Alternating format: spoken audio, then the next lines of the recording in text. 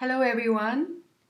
What I'm gonna do now is to show you how to use and practice with this Korean character practice program presented on the website. First, you will find the address on the website, click it and open the program. Then you will see this scene.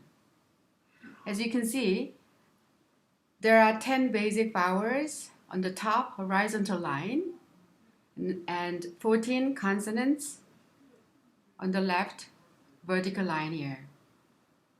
Now you can combine a consonant and one vowel to make one syllable in Korean. So for example, we take one of these consonants, let's say niun, which is N in English, click it and to drag to the third column, which was on the vowel O.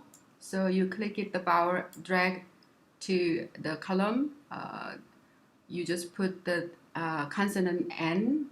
So you click it. No. You can hear the pronunciation of the letter no, right? Okay, so one more example. Let's take mium this time. So you just click it and drag to the right here, which falls on the vowel U. So you just click and drag the vowel U here. Now, when you click it, and you can hear the pronunciation of the letter mu. Mu. Yes, right.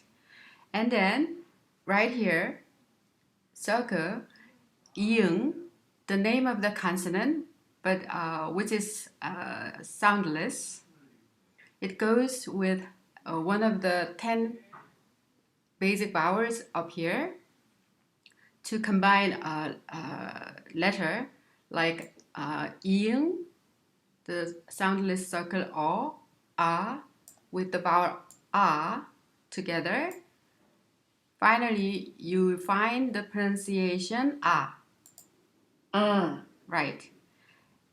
And another vowel, the soundless e, you just click and drag to the last column. And then you just take e, the vowel e, to combine the letter. So you click it. E. Yes, you hear the pronunciation of the letter E, right?